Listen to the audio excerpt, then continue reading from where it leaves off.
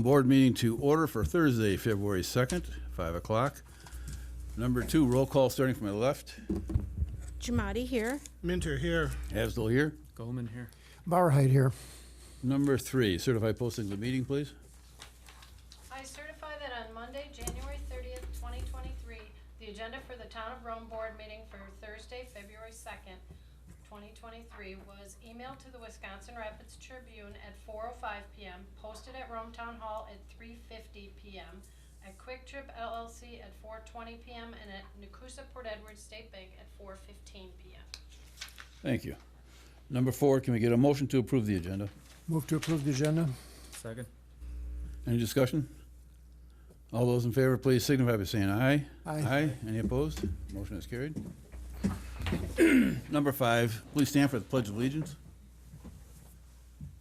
Pledge allegiance to the flag of the United States of America and to the republic for which it stands, one nation, under God, indivisible, with liberty and justice for all. Number 6, citizen comments. Anything presented? No. No action contemplated except possible referral to future agenda. Number 7, information updates, meeting recaps, recent correspondence, current events, and announcements. Lori, do you have anything? Yes, I just want to say Snow Blast is coming up February 10th through the 12th at Lake Arrowhead. Friday night starts off with Dueling Pianos, which is sponsored by our own Visit Rome. They are requesting a $10 donation that'll go to their local programs that they often give grants to. And Saturday's all-day events with ice sculpting and lawnmower races, ending the evening with fireworks and live music by Southbound, which is a local favorite. Sunday, there's ice bowling and a snow golf tournament, and also beer, booze, and wine bingo. And then, of course, there's a Super Bowl watch party at 5:30. And then, let me see here. There is a candlelight hike at Tri-Norris on the 4th, and a spaghetti and meatball dinner for a cost of $8 per person. That's what I have. Dan? I have nothing. Dan? Pass. Bob? I have nothing. Just a quick note, we had a meeting this morning, Tri-Lakes. Bob and I were there with the rest of the board. We had the DNR represented, EOR, our experts, and we were working on our lake management plan. I got to say, it's one of the most productive meetings we've had in a long time. We've got a lot done. We got a lot looking forward, and we got a lot accomplished. I think it's a lot of outlines of what we anticipate doing with these lakes in the next couple of years. Kyle was there also, our representative from the county, handling the 9-key element plan. So I think pretty much everybody's got their marching orders, and we should see some positive results coming out. Don't expect miracles, but I think we're heading in the right direction. Jamie? So at the last meeting, I gave an update about where we were with tax collection. I just like to give an updated number. So from December 9th, 2022 through January 31st, 2023, because now after January 31st, county taxes get paid to the county, and we collect through January 31st. The town collected $14,421,636.99, and that was over 6,329 parcels. So I think it's an interesting number to share, and kind of a cool statistic on the number of taxes that we bring in. Again, we don't get to keep it all. We get half though, right? No, we don't get half. The upcoming spring election is in April, but we do have a primary this year in February. That primary is going to be February 21st. Because of that, absentee ballots were already mailed to those that had absentees on file, which means the drop box in the vestibule is closed because we cannot take absentee ballots through the drop box. So just a reminder that if you're looking to put something in the drop box for one of the staff, or to drop something off with the town off hours, that drop box isn't available until after we would get through that primary. In-person absentee balloting for that primary is going to be February 7th through February 19th, and that's 8 a.m. to 4 p.m. at the clerk's office. The other thing I want to mention is, after some trial and error, I'm excited to announce that our YouTube channel page is back up and live for the Town of Rome. Oh, cool. So it is Town of Rome, Wisconsin. If you go to YouTube and you want to look at our channel, Right now, it's just town board meetings that are loaded, but as we have some special items that'll come up, that'll get loaded and it will allow you to watch it at your leisure. So the YouTube channel is back up and going. Is there a link onto our website? There will be, there isn't at this moment, but there will be. And I did have one myself, please, if I could. There is pond hockey. The second annual tournament is this weekend. It starts tomorrow, actually, at 9 a.m. because they had, 16 teams, we found out? Between 16 and 18. 18, which is really big this year. So 9 a.m. tomorrow through Sunday. And it is a lot of fun. The games go quick. The competition is great. And there is a shuttle bus that does run from the main clubhouse, and they take you out to where the ponds are. And so if you can get out there and enjoy it, it will be a little cold and brisk, but it is a fun time to watch them play. So if you can get out there and watch that as well, it's a good time. Somebody should go video the pond hockey this weekend and put it on your YouTube channel. Yeah. So great that you volunteered to do that. None? I ain't going out tomorrow. Maybe Saturday. I have a video camera. I could do it. Any volunteers? No. All right, discussion possible action on the following items. Number 8, discussion and action approval of the January 19th, 2023 meeting minutes. Get a motion, please? Move to approve the January 19th meeting minutes. Sec. Who wants to take second? I think Dan. Give it to the other Dan. Okay, I'll take just put second. Dan down. Any discussion? All those in favor, please signify by saying aye. Aye. Aye. Any opposed? Motion is carried. Number 9, discussion only, information regarding the fiscal 2024 bipartisan infrastructure bill law, surface transportation program, STP application and submission by March 24th, 2023. So there was a memo in the packet from Lucas from General Engineering, just discussing a little bit more about the grant and that he would be preparing that submittal. Our submittal for the grant in March would be our continuation of the Apache project, so then going from 10th to State Highway 13. With submitting that, we just submit the grant application, and then if we are awarded after that, we would do the design work for that project. You can see from the application that I included in the packet that designs have to be 100% locally funded, so that can't be recouped as part of the grant. So we won't do that design work unless we would receive that grant. In addition, Lucas did indicate in his memo that if we wouldn't be successful through the BIL, then we would submit that for TRIP funding locally. If we submit for TRIP funding locally, then it doesn't require the same design standards as the BIL does. With all of that information, we had a couple questions this week about some road improvements and particularly with Apache, and I know that Director Martinson handed out an email that he had shared with Chairman today for all of the supervisors. I think I might just invite Brad up to the podium if he wanted to add anything to that memo, but just sharing a little bit about why in some places you might be seeing more pitting right now in the winter months on those roads, and what we would be doing to help alleviate that once we got some spring thaw coming in.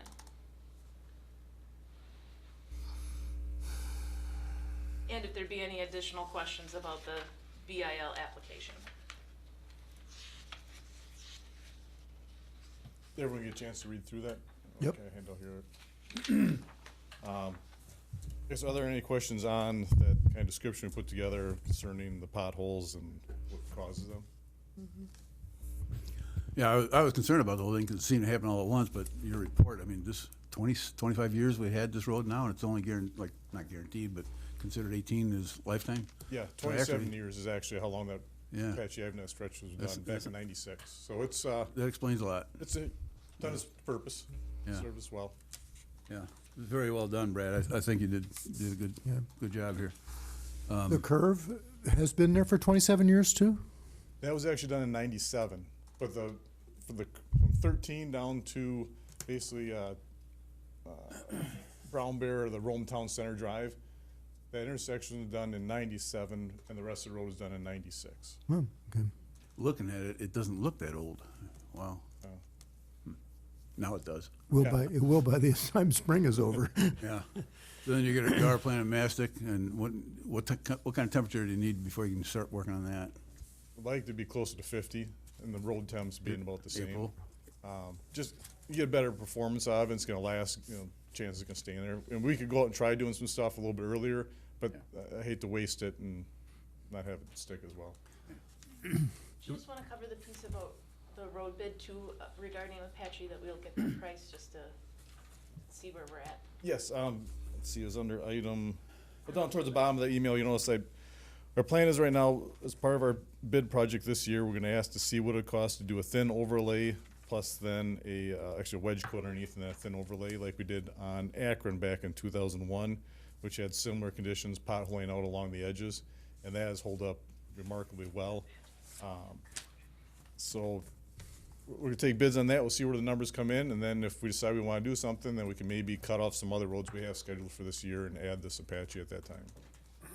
Like I noticed, you see, I put in back in 2021, it cost about $130,000 per mile to do that wedge coat overlay and then put shoulders on. I had a question on the bill funds. Are we limited to just one grant, or can we apply for more than one?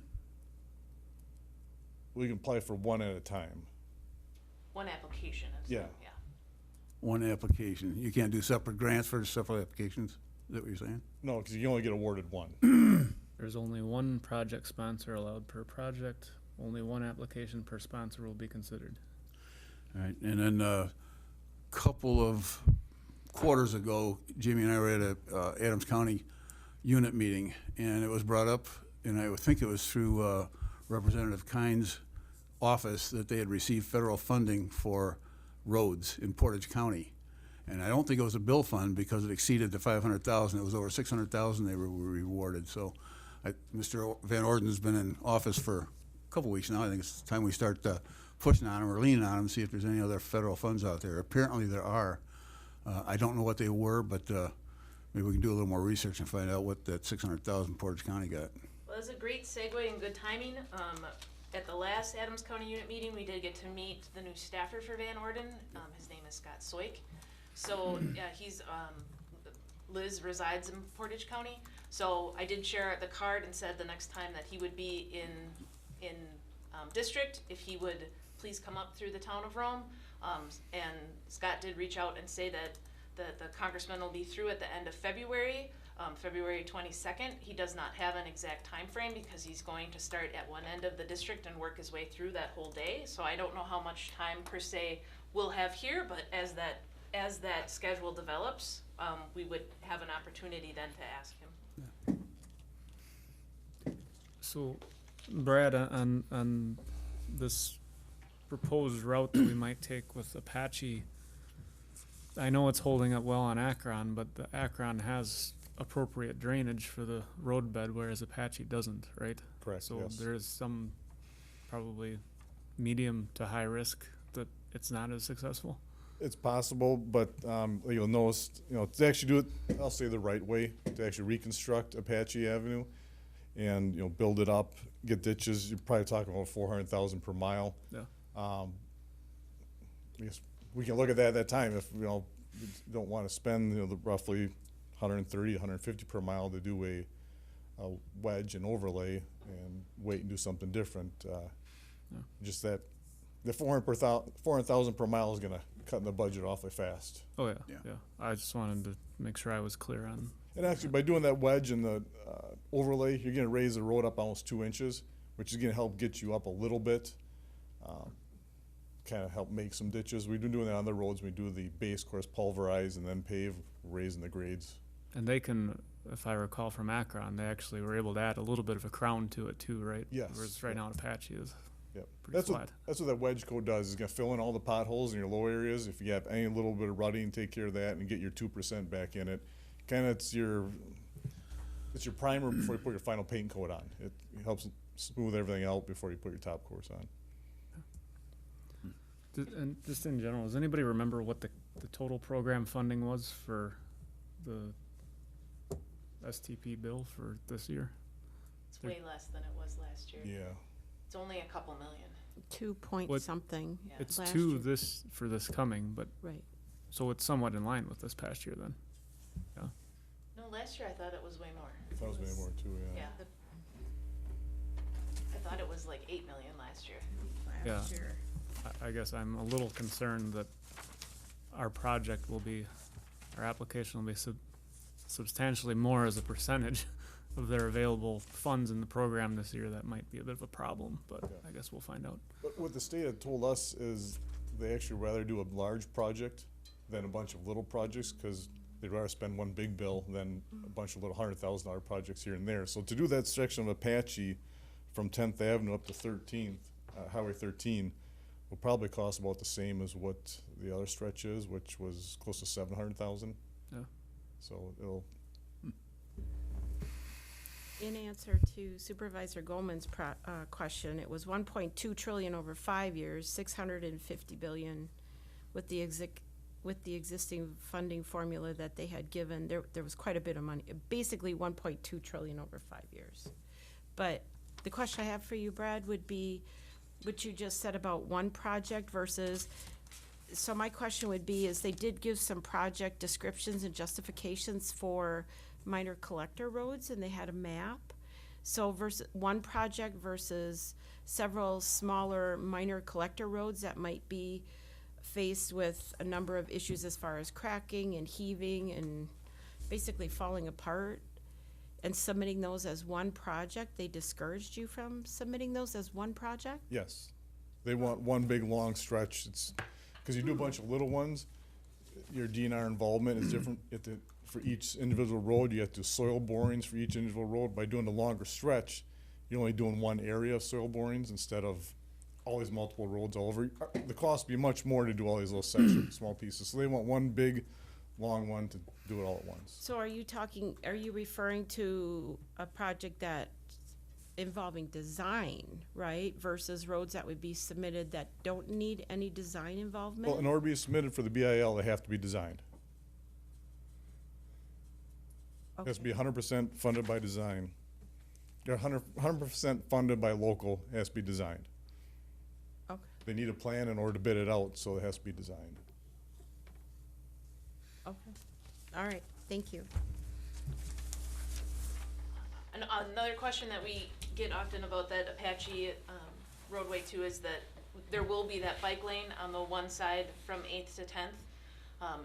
With the grant and doing that next section that wouldn't have a bike lane associated with it on the one side, it would require right-of-way purchase. But with the work that the town's been participating with Visit Rome and Link the Lakes, the hope would be that we would get an off-road path through that area rather than just putting a bike lane on the one side through this project, so.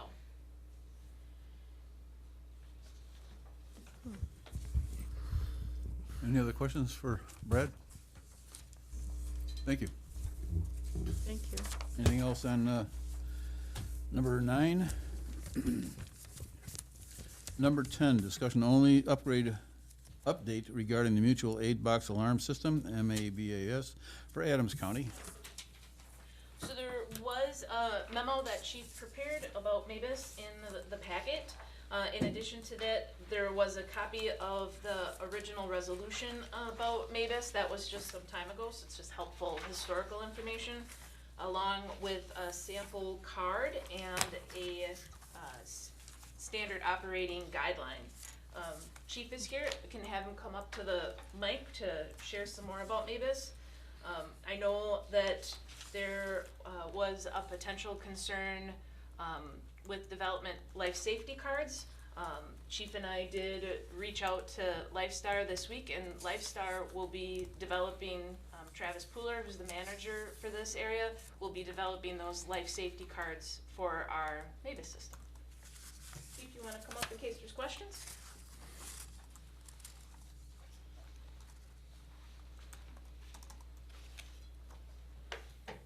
And they just had a MABUS call in Wood County on Saturday. With the fire at the dog food processing plant. Sunday, somewhere in there. Can you just give like a 30,000-foot view of this overall system for folks that are at home and Sure. recording? The MABUS system, the Mutual Alarm Box Alarm System, has been in existence for approximately 50 years.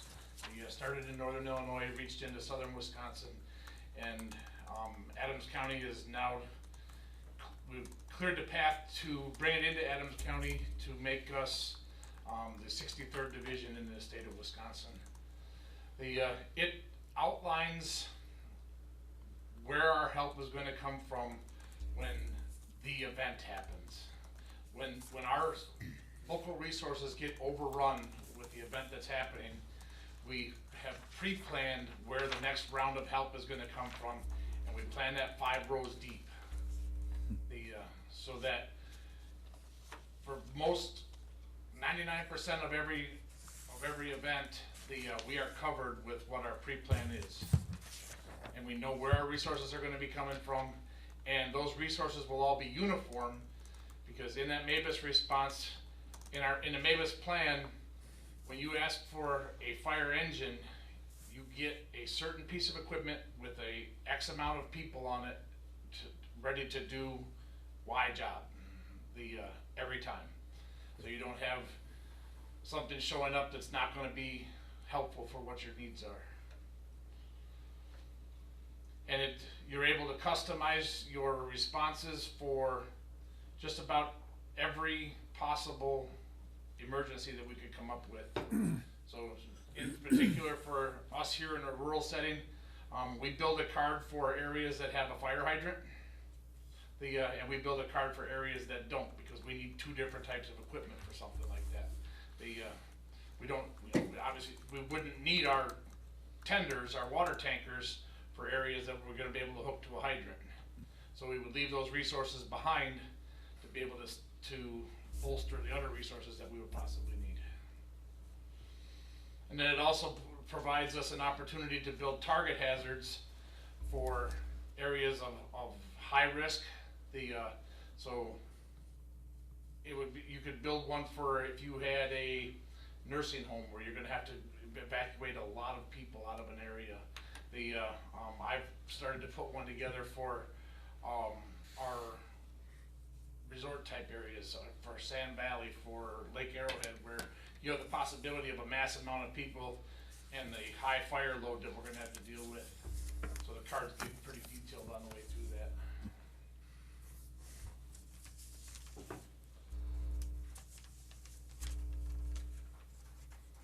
I have 2 questions.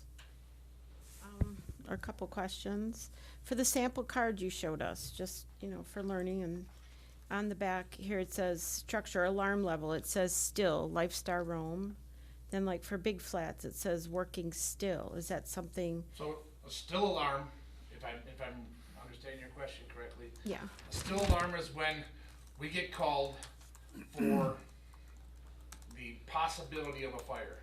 So there's a fire alarm, the smoke detector's going off, the fire alarm's going off.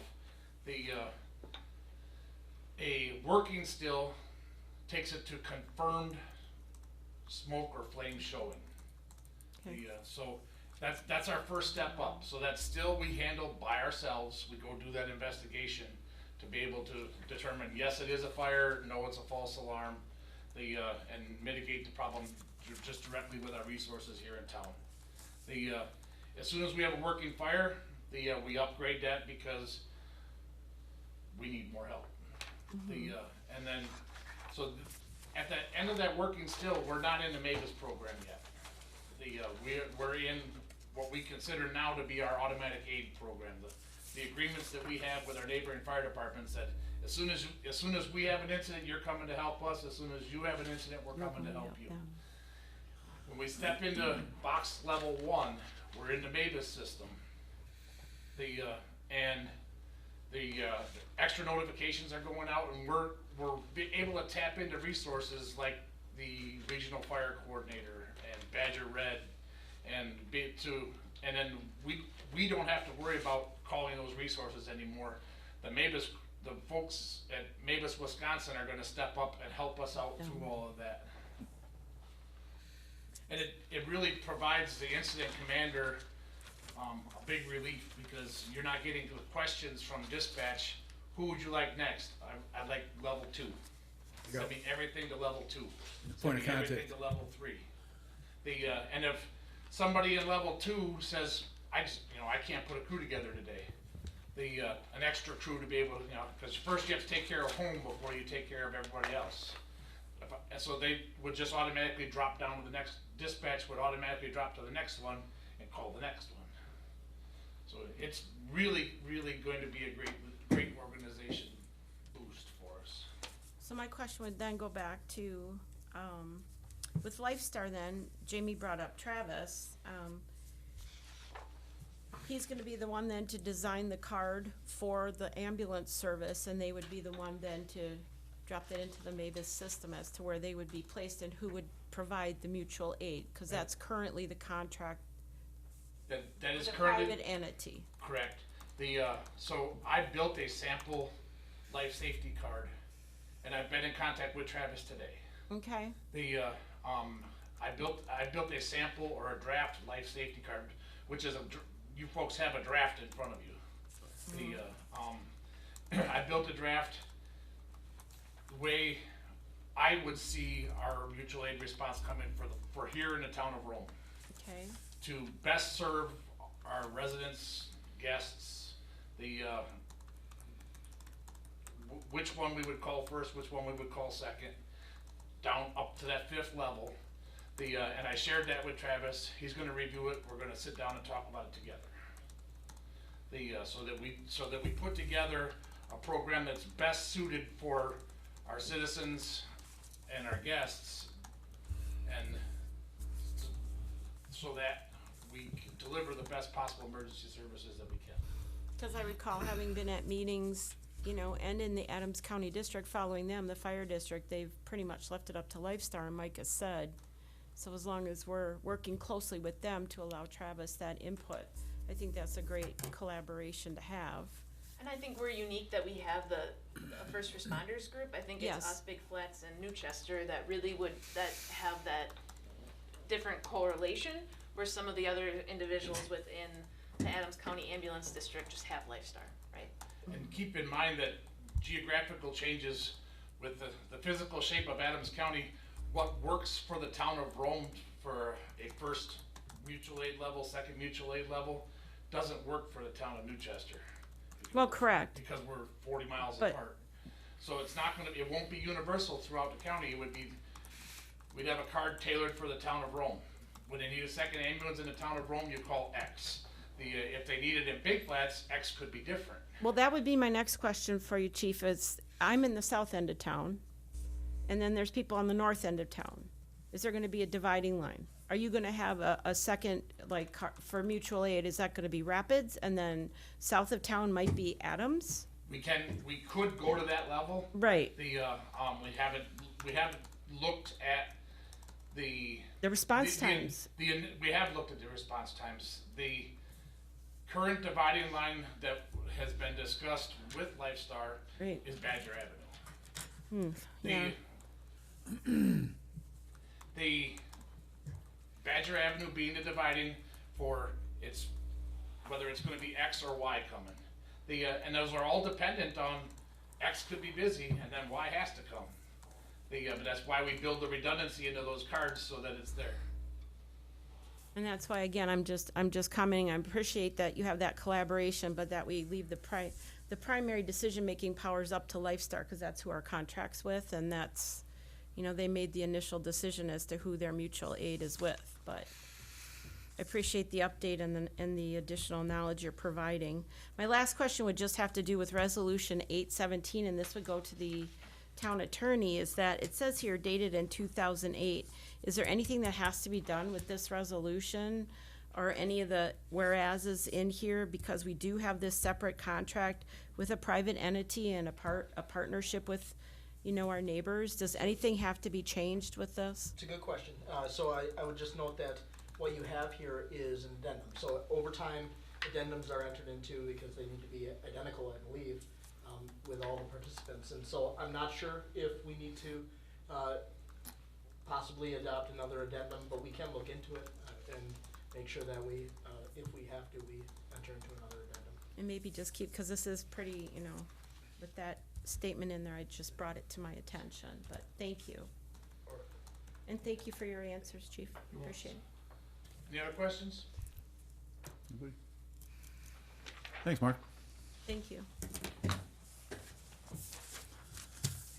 Number 11, discussion and possible action, continue consideration of potential American Rescue Plan Act, ARPA, project funding options. A, approval of We Energy's request to support an extension of natural gas in the Aspen Avenue, 16th Avenue, Hornet Trail, Hampton Trail, Homestead Trail, Wood Road, Deer Run Road, and Little Fawn Road. B, approval of We Energy's request to support an extension of natural gas in the Apache Avenue, 16th Avenue, and Apache Drive.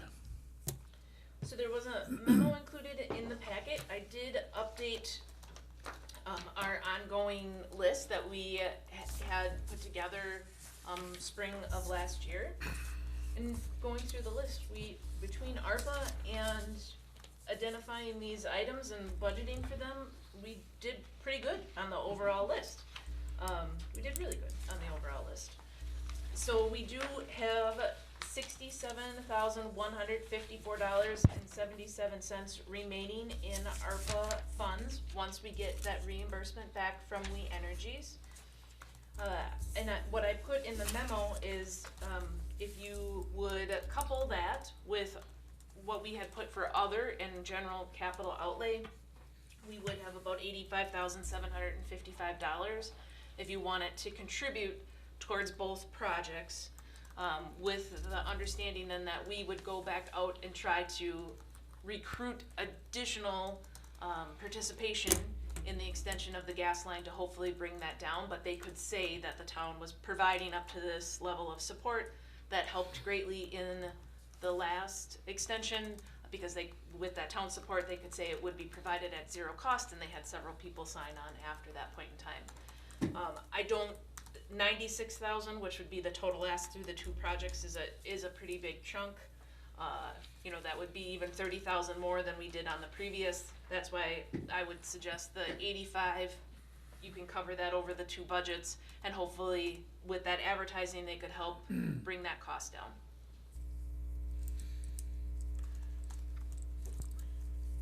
So maybe two questions on that. So if we did just say the 85,000, to use a rough number on there, that would cover then all of the big project. Then hopefully, obviously, many of those people that are on the fence would jump on, and then theoretically, it wouldn't cost us $60,000 for that project, $70,000 for that project. And then we don't even have a partial amount of funding, so it wouldn't be no cost to the homeowners for the second project. At what point, when is we gonna say, well, okay, we can't, we're just moving on, we're not gonna do that second project if you don't commit to it? Will there be an opportunity, if we fund the first project and part of the second project, will there then still be an opportunity, assuming we don't need to use all the money from the first project, to then pledge that to the second project in the hopes of getting more? Or is it sort of, at some point, they're gonna say, okay, you're either doing it or not doing it? It's a great question. In conversation with the second project, which would be the Apache Avenue project, given the number of houses there, houses versus empty lots, it's unlikely that project at this point in time could be zero cost. Maybe it would be zero cost over 5 years if there's additional development there. So I hear what you're saying, but I don't know if we would commit an up to amount.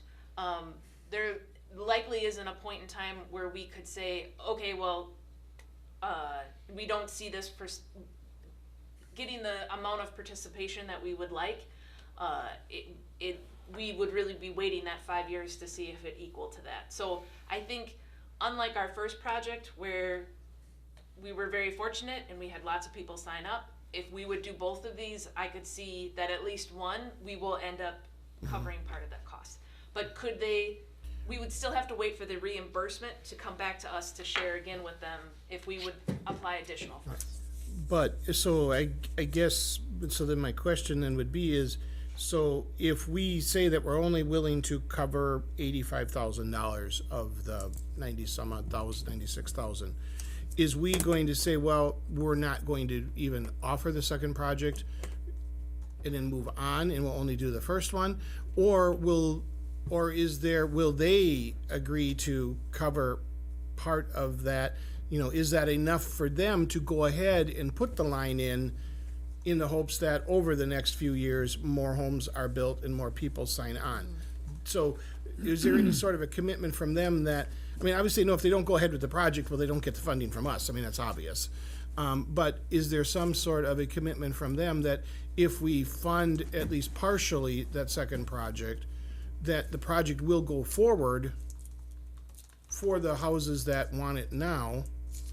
I don't know, you lay a gas line down and it just goes everywhere, but, you know, or are they gonna say, well, no, you know, you 10 houses that wanted it, sorry, you're out of luck, you didn't have enough neighbors? So likely what they would do, and I apologize, I don't know all of the exact rules around the gas line expansion. I'm thinking of our experience with water utility, but likely what they would do is try to accommodate the individuals that would want the gas line and maybe shorten the project or change it to fit within a cost parameter. So it might not be this exact project, but maybe it would take out some roads that don't have as many customers, and some that wanted natural gas be not provided in order to better have the cost match what they can cover. I think that would be more likely. I don't think that, I share the piece about the water utility. In the water utility realm, the water utility can't just provide it, right? It has to be either the town that would do it of cost or the developer cost. They just couldn't provide it. Like our expansion in Timberline, the town's providing that cost to get that road structure up and running. So I don't think that we would say we would take on that cost. I think they would adjust the project to fit what they have. I guess the question really is, how long would they keep the second option open? If we decide to go ahead with the first one, hold on the second one, within the 5 years, would they say, well, we'll hold it for 5 years, or? Well, if they would proceed with any part of it, we'd have the 5 years to seek the reimbursement. If they wouldn't do construction this year, we has alluded to the fact that then they'll move on and they'll come back to Rome in probably 5 years, right? So this is kind of our, because they did that big project last year and they wanted to do this extra focus, but after that, they would move on to other municipalities to extend their gas line, so. My guess is they would still look at the second project, but it might be delayed. It would be, yes, likely 3 to 5 years out that they would come back and look at it again. It would not be next year. They could certainly modify the second project to fit whatever we're gonna fund. They could. I mean, it's gonna be a shortened line. It might not service everyone that asked, but it We did do that in Rome Water. We'd got some lines over in Sherwood. We did an extension for a customer on D. So, yeah, it's those Possible, options are yeah. out there. Should be out there. Okay, you want a motion? I move that we provide $85,755 towards these two projects and ask that the gas company modify the second plan to fit what we're funding. could we slightly adjust that the gas company would first complete a re-advertising to Sure. encourage extra and then modify a project?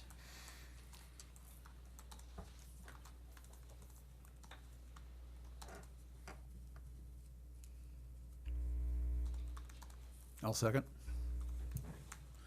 Any discussion? All those in favor, please signify by saying aye. Aye. Any opposed? No. One opposed. Motion carried. Number 12, discussion and possible action, consideration of plan for one additional brush and timber collection in spring 2023 due to December storms. So there were two pieces of information in your packet. The first was a memo, and the second was kind of a schematic, a drawing regarding trees and right-of-way. So from the memo, we did put together just to show after the last meeting, what we heard was the issue was the storm damage, that there are trees inside and outside of the right-of-way, but most of which originated on property. And the idea of an extra collection. So, the proposal that's in the memo is that we would essentially advertise that there would be a spring collection provided that you called in and reported your address. In doing so, you would have trees moved out to the road just like you do in the fall brush pickup.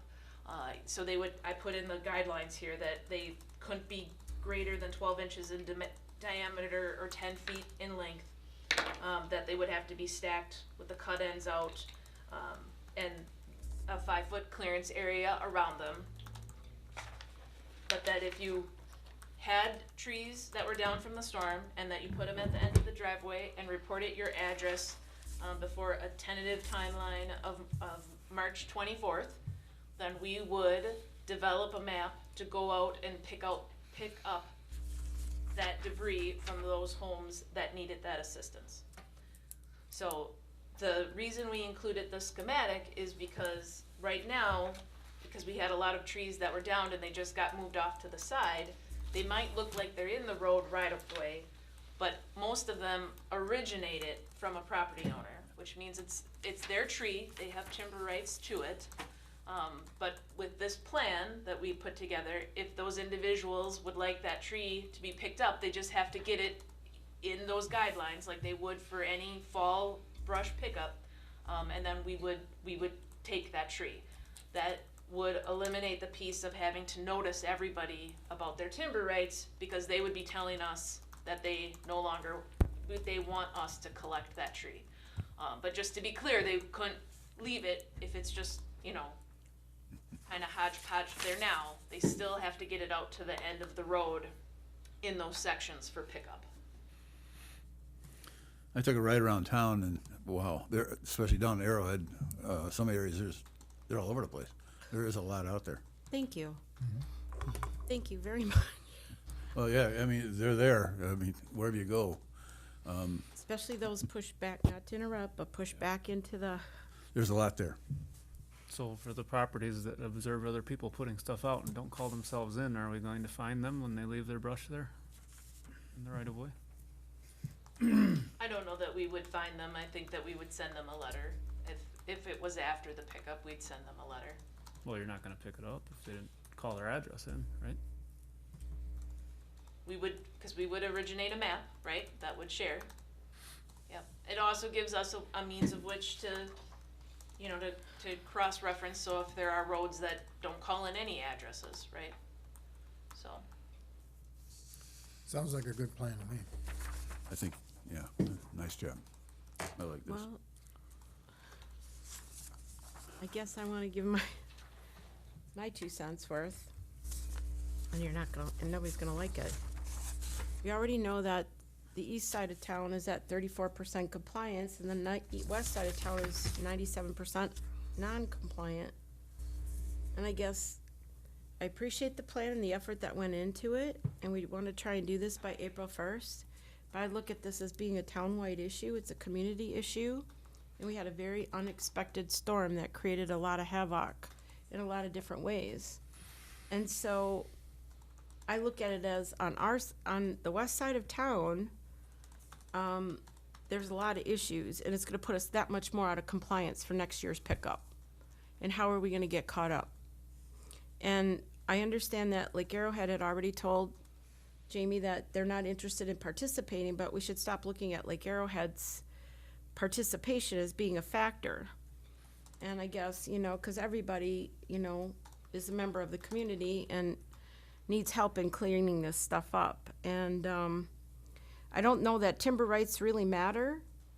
And I think some people don't simply care. There's a lot of people out of town right now, may not even know that this happened or may not even be aware that they've got trees downed from their property that are hanging over the right of way, hit the right of way, had to be cut off, pushed back into the right of way. And I just think that this is part of our service to the community, and I think we should act like a community. And I think it's a town-wide problem that I think we should just make note of and go around and start cleaning this up. And that's just that's my 2 cents worth, maybe 3. But I think it's just gonna put us out of greater compliance on the west side of town. It's gonna create a greater problem in the fall. It's gonna require a lot more cleanup. It's gonna be more difficult, and it's gonna cost a lot more money. It's gonna put that much more of a burden on Lake Arrowhead in the fall. So we would also do Lake Arrowhead. I in this understand plan. that. I understand They that. reported the address, we would also take care of Lake Arrowhead properties. I understand that. I understand that. Also, I think the reason that the west side is more out of compliance is they were just more recently surveyed than the east side has been surveyed a lot earlier, so people over there have had the opportunity to begin to clear up their lots. Yeah, the last section, which would be the southwest part of town, January 31st was their first deadline for reinspection. So I don't think we've even, being the second, have done section 5 Right. review.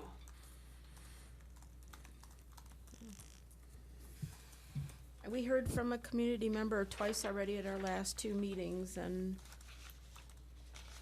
I just think there's a lot of cleanup to do, and I think, our town might look to us for help with some of that, our property owners. And there's a lot of people here that maybe aren't able to call in by the dates that you've specified. Brad's gonna come out and look and then devise this list and this map, and a lot of it's gonna lay there and not be able to be cleaned up. That's just my opinion. Well, we will advertise in several areas, and I'm sure it'll get shared on social media several times.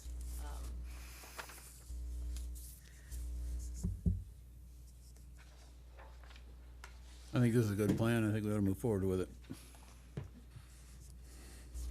We've got to do something. It's messy out there right now.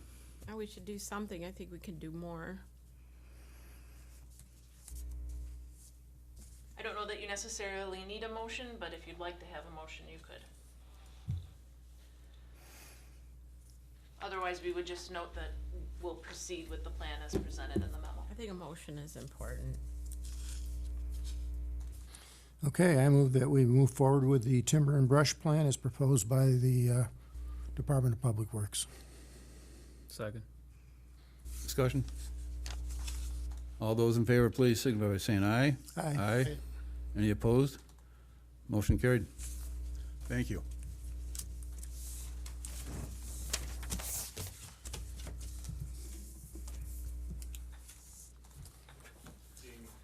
Just wanna note that this is obviously weather permitting. Oh, thank you. Yes, yeah. Good point. The actual pickup at the first part of April will be weather permitting. If we would happen to get a snowstorm, we'll delay it a week. Good, thank you. Number 13, discussion of possible action, continue conversation on safety concerns, property damage, lake bed soil disruption, and shoreline erosion caused by wake manipulation devices on Lake Camelot, Sherwood, and Arrowhead, specific to A, eligibility to provide input, 1 input per property in the Tri-Lakes management area, approximately 3,593 surveys.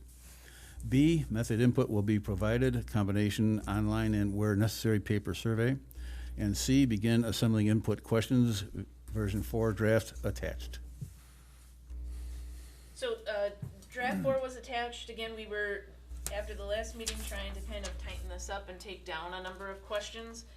So we did reduce from like 23 to 16 questions.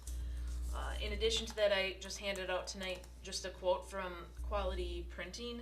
Quality works with ODC frequently on printing and delivering of postcards for mailing, just to get a cost estimate of what we would be looking at. This would be for a 4x6 design, and I apologize, I don't have a design tonight, but I will get one shortly, but a 4x6 postcard that would get mailed. We will be looking at more than 2,000 postcards, so we're at 0.825 cents each for those, but just to give a approximate estimate of what those 4x6 cards in the mail would be. So, with that then, just looking again at draft number 4, seeing if we're comfortable with this. I will note that the questions that you see on the survey that have the asterisks means that you have to answer that question or you cannot proceed to the next question. It won't accept the survey if not answered.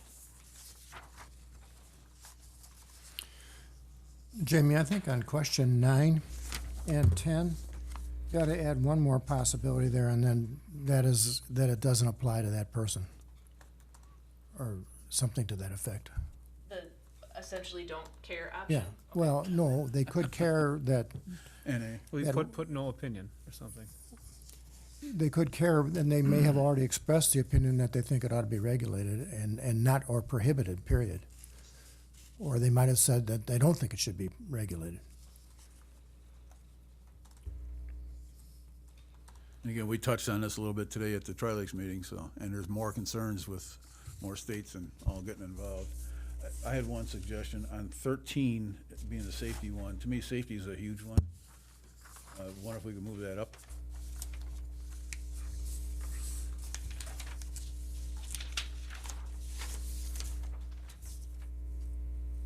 Are you thinking like number 13 maybe would be Move it up a ways, yeah. number 3? Yeah, 'cause safety is a big one.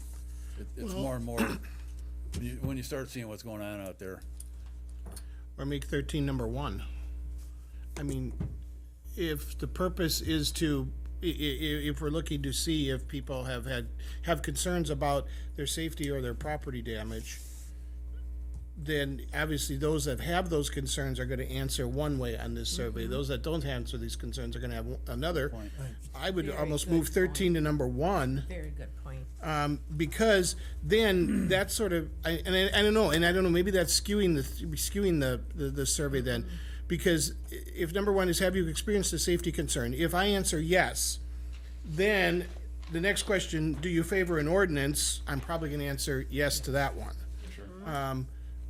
Whereas if I go here, do I favor an ordinance regarding the regulation of wake manipulating devices? Well, if I haven't had a safety concern or haven't thought about a safety concern or a property concern, I'm probably gonna answer no to that question because I don't really care. I mean, no, that's not necessarily my personal, I'm just using that as an example, so no, please. I please, think don't that flood me people with- who are lake residents on the shoreline, I think they have pretty strong opinions Yeah, about it, yeah, one way or the other. but 13 could be number 1. I agree with you because there are people in Tri-Lakes districts that don't live on the water. They can live off water, and I think what you're stating is true. Because then it lends itself to number 1, moving down to number 2. Because if you go with number 1 first, it doesn't have the same impact, but. Just wanna make sure we're not leading them. I don't wanna, Yeah, You're that not was, lead- I don't think you are, but. I kinda think you are. You're leading them. I'm not saying it's a bad thing, but you are leading them. But if you're just off the bat saying, are you in favor of an ordinance? Some people might be, I talked to somebody today, what survey? They said, what survey are you talking about? They didn't even know we were talking about a survey. So some, 5% will. of people don't even know what we're talking about here. Half the they're a time. lakefront owner on Silver Canoe in Lake Arrowhead. They're a So lakefront the survey's owner. not out, so they wouldn't necessarily. But a lot of That's people on something- your lake already know about this because they have been talking about it. So Well- just be respectful of other people. I don't know where you're going with this. Yeah, I don't know what that has to do with what we're talking about. When they get the survey, they'll know. What do you think? One or 2? 2, make it a 2. I think both of them are pretty strong indicators of how somebody's gonna complete the rest of the survey, so if it's 1 or 2, I think. If they, let's say we leave it number 1 as is and go with number 2, if they go to 2 and they decide that it is a safety concern, can they go back to 1 and change it?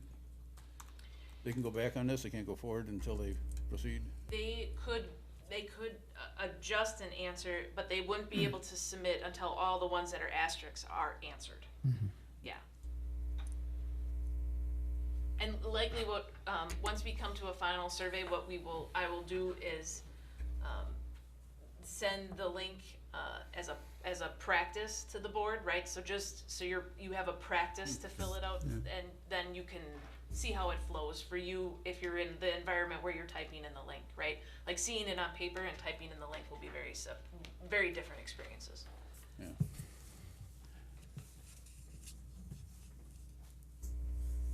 So going back to Super Bauerheit's question about questions 9 and 10, I'm not quite sure what you were asking for, like an extra button on that one, on those two.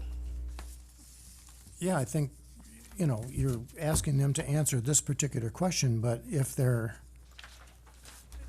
not in favor of an ordinance, then, you know, why, you know, they wouldn't want to answer it. Yeah, but, well, I don't know though, because if you weren't in favor of the ordinance, then I mean, given the choices that are there, if I wasn't in favor of the ordinance, I would probably answer definitely would not be able to enforce the thing. And then I might put in the little Y box, I might choose to answer because I don't believe we should have one. You wanna just go yes, no, or Well, nay? it's, Probably the leave Likert probably out. Likert scales are nice because it does allow you to say, okay, on question number 9, you know, 65% of the respondents said that they think the ordinance could probably or most likely be enforced. And 35% said we don't think it can be could probably or could not, definitely not be enforced. So having the 4 choices, you know, it allows people to sort of be in, you know, sort of indicate favor, but also not have to just make a white or black choice of yes, no. Don't care. Yeah, yes, no, or don't care. That may be Well, okay don't for care, that 9, goes back to that first but question. 10, you know, on question 10 there, if you're asking if a regulation wasn't enacted restricting the time frame to operate wake devices in boats or wake surfing, what do you believe the specific time frame should be? If you don't believe that there should be that activity allowed, then this doesn't really apply to you. You gotta have NA on that one. Yeah, you need an NA on number 10, Okay. definitely. I guess you could put an NA on number 9 then too. Or, Is there, I don't know how SurveyMonkey works, but can you layer the questions where if they've answered one a particular manner, it then asks that question? I believe yes, you I could don't make wanna it make so this more work, I'm just asking the question. if they answered yes, it would like skip, Skip the question. it would skip questions, right? So, I haven't explored that in depth, but I do believe that there's a way that in the setup that, so if you said you favored an ordinance, it would ask these questions, but if you said you didn't, it would just be like, okay, you can go to, Maybe it's easier to just add the other option. You know, this whole thing about the survey is looking for people's opinions, but what background do they have on any of this, other than personal experience? The studies aren't available to them, are they? No. Well, so when they put the link, does it just go right to SurveyMonkey? There's an intro in SurveyMonkey, right? Yep, and I have it printed up here currently what that intro is. I mean, we can change that intro or add. The other thing would be is if you wanted to direct them to some additional information, like maybe we make a page on the website and then that information's loaded, but I don't know, there's no way of knowing the success rate of how many people visited the page and then took the survey. If you had the information available on the Town of Rome website and led on there, or even on the postcard text, if you want to read more information prior to taking the survey, here you go, here's some resources. But Yeah, I you don't gotta think give them they gotta be able to have access to the information, Yeah. otherwise it's just a blind survey. But isn't it also leading them then? I mean, the bottom line is it all began with the issues of safety and property destruction. That was the biggest concern. Safety and property destruction. Now we're getting into other issues, so are we then again leading them down a path of other information that has to do with issues that Tri-Lakes is dealing with? If we want to get back to what this is really about, it's about safety of those that are using our lakes for boating and recreation, and property that their shoreline might be being destroyed because people are creating hazardous wakes. I think that's what the other information would say. No, he's saying studies. The Study. studies involve those two subject areas, not so much in safety, it should have. But they also talk about sediment disruption, which creates algae formation, which is detrimental to everybody. Those are 3 of the functions, but the wave action is one of the biggest ones, soil erosion. and everybody's dealing with that. But you gotta give them the information. If there's information out there showing positive effects of wake surfing, bring it on.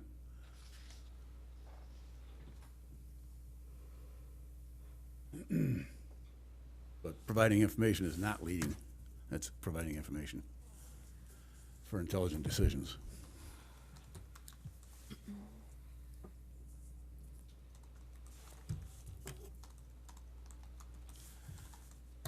Anything else on this? How much time you spent on this so far? I'm not sure. I could do an estimation, but I'll keep better track on actual time going forward. That is a A while. question I had. I'd be curious to know how many staff hours to date have been spent on this effort. And I am curious, with the cost of the postcards that we now have, I know we set some money aside in the budget. Has Tri-Lakes expended any, cost sharing on this with us? No.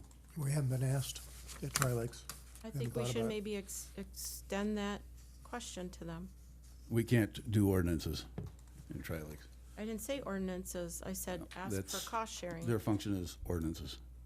This function is for ordinances. Cost sharing of the mailing to Tri-Lakes membership. I think the town could extend a letter, could we not? Help us with the cost of the mailing?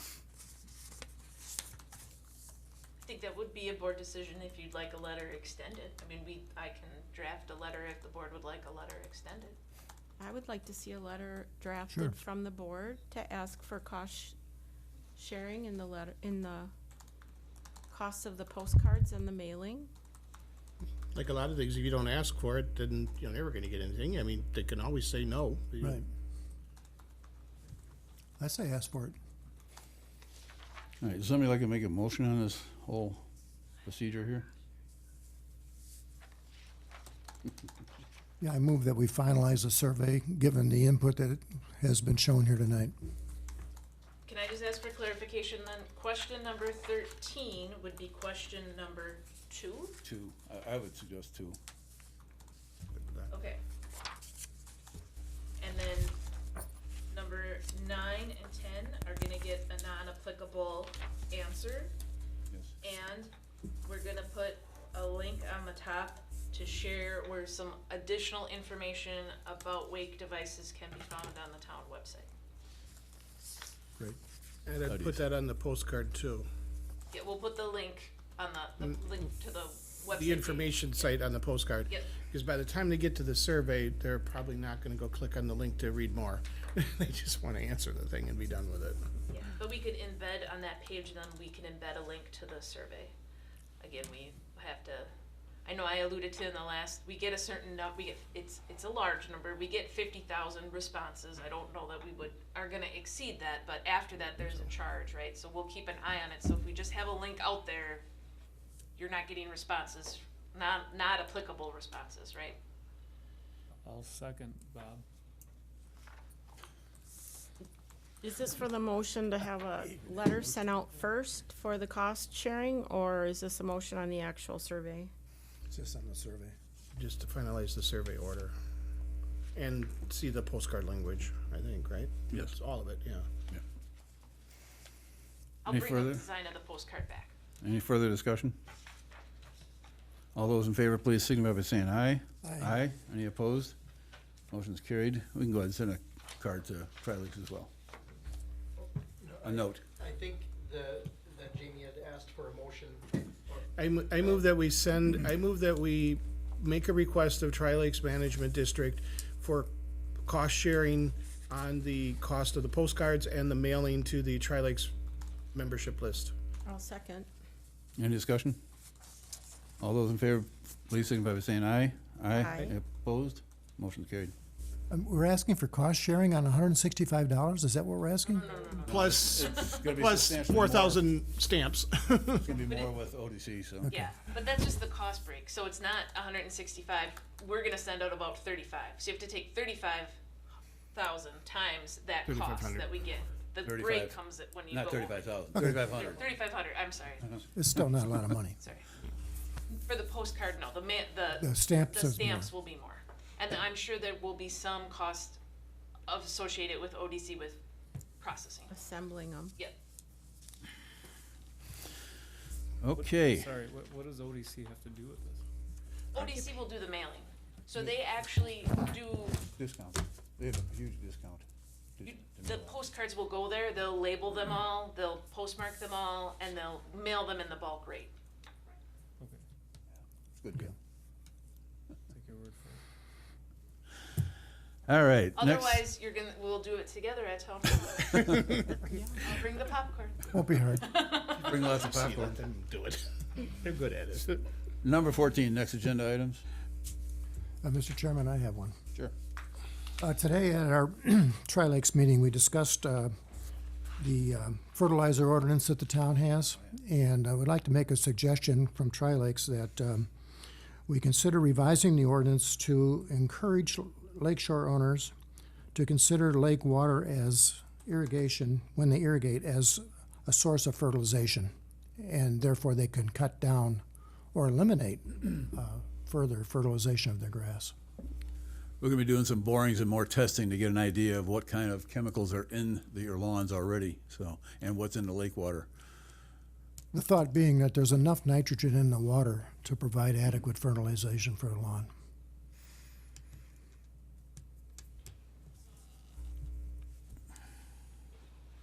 Yeah, I'm just thinking where that lives. It lives in like property management, I think. Okay. I'd also like to bring to the next town board meeting, just returning to this discussion, if we would like to ask Saratoga again about the potential of transferring a liquor license. We do often have requests, and we don't have any additional licenses to provide, but just to have the conversation at town board, if it's something we'd like to ask again. Are they purchased or leased when you go through that? It's It's a It's a transfer. Transfer. So, Permanent? The way, yep, it would be permanent, and there would be a cost that they would set to do that transfer with a minimum amount that needs. The minimum it could be is $10,000, but the municipality that would transfer it sets that cost. How many do they have unused, do you know? It's not unused, it's reserves, so Okay. you're just looking at reserves, and I believe it's 3, but I don't know that they've confirmed that or not. We at one time looked at Grand Rapids as well. You may recall that, Nick. Is that still a possibility if So I don't believe they have any. any available- reserve yeah, left? They don't have any available reserve ones, that's the issue. Okay. I actually contacted all of the municipalities that surround us that would be able to, because not all the municipalities that we touch would be able to, for a variety of reasons. Right. And Saratoga is our, would be Only the only option. one. Okay. There's no dry towns around here, are there? Colburn actually has never issued a liquor license. Do they have any available? You can't, they would have ones available, but you can't transfer one until you've issued one. I have one, I have a what about couple barn requests. Doesn't hurt to ask. For next agenda items, could we look at timelines and discuss those for Timberline in the Rome Town Center, as well as the band shell? I've been getting questions too, as you know, that people have heard that we've talked about August as a deadline, and if maybe we could talk about if there's any way of getting that, because they see houses being built and going up, and why it's taking us so long to get our band shell.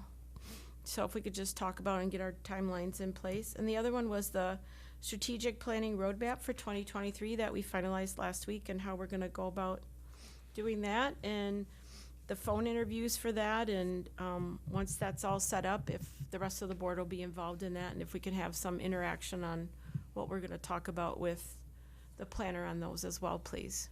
Yep, so I don't know if that's a next agenda item, only because we're probably about 4 weeks out from starting. Okay, all right, So I think that one might just go into the parking lot until, we've got an agreement set now with Bill, and what Bill said is I need about 4 weeks. all right. And then, I didn't recall that, so excuse me. Thank you. okay, Jamie, you think we can get the timeline done for the band shell within 2 weeks? yeah, we wanna have a meeting with the contractors to say Yeah. how are we, I would just say pending our meeting, you know, we might not be done by the next meeting, we could certainly be done by the first meeting in February.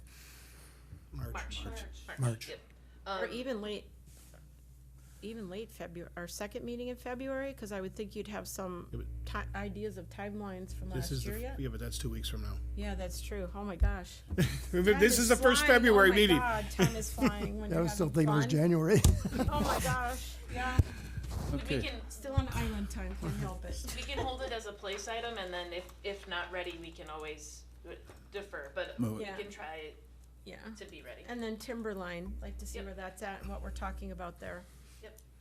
And I got one more, circling back to some stuff from this summer when we were talking about the cemeteries and the need to do something to keep rampant snowmobiles and that from running over the cemeteries.